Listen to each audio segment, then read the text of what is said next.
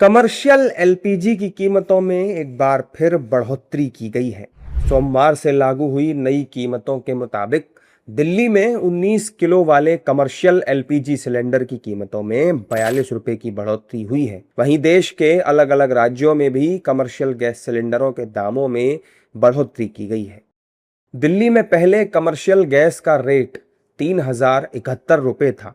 अब इसमें 42 रुपये की बढ़ोतरी के साथ ही नया रेट 3113.50 रुपये हो गया है।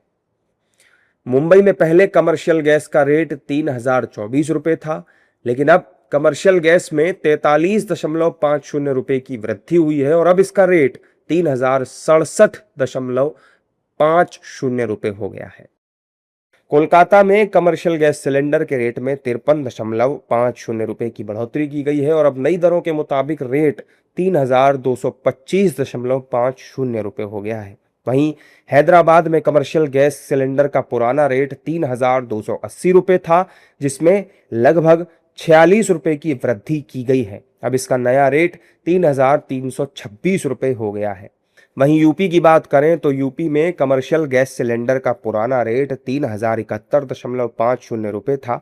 यूपी में कमर्शियल गैस सिलेंडर में 42 रुपये की वृद्धि की गई है और अब इस सिलेंडर का नया रेट 3113.50 रुपये हो गया है। घरेलू एलपीजी सिलेंडरों की कीमतों में कोई बदलाव नहीं किया गया है, जिससे घरेलू उपभोक्ताओं को कुछ राहत मिली है। कमर्शियल गैस सिलेंडर के दामों में बढ़ोतरी होने पर विपक्ष एक बार फिर से केंद्र सरकार पर हमलावर है।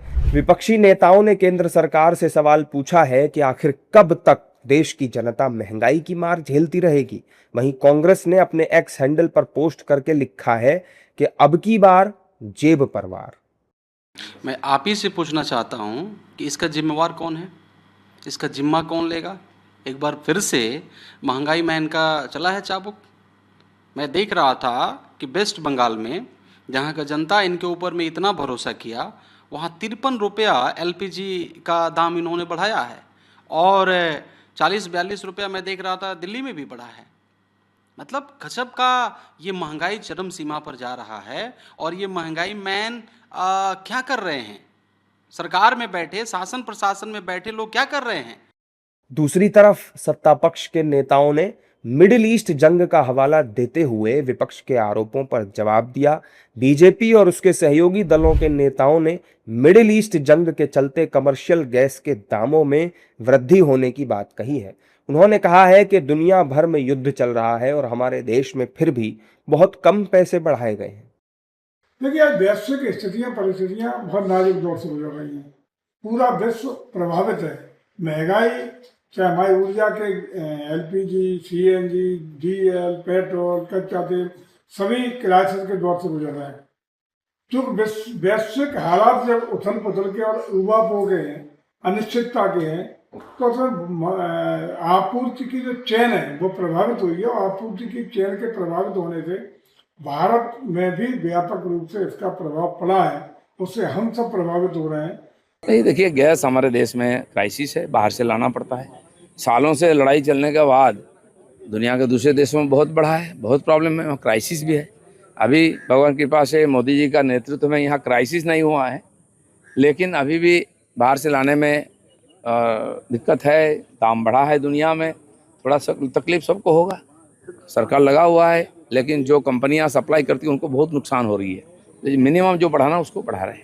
गैस का दाम बढ़ गया, उसका कारण ये है कि अभी भी खाद्य युद्ध जारी है। हम तो उत्पादन करते नहीं, हमारे यहाँ कहाँ कुआं है तेल का, हम तो विदेश पर निर्भर है हमारा।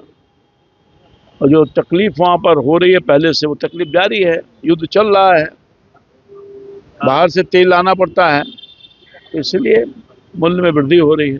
सरकार चाह के भी कुछ नहीं कर पा रही है। कमर्शियल गैस के सिलेंडरों के दाम बढ़ने का सीधा असर आम आदमी की जेब पर पड़ेगा, क्योंकि होटल और रेस्टोरेंट संचालक खाने पीने की चीजों के दाम बढ़ा सकते हैं। इससे साफ है कि अब बाहर का खाना भी महंगा होने वाला है। जाहिर है कि मिडिल ईस्ट जंग का असर अब आम जनता की जेब पर पड़ना शुरू हो चुका है। ऐसे में महंगाई फिर से आम लोगों की कमर तोड़ने वाली है।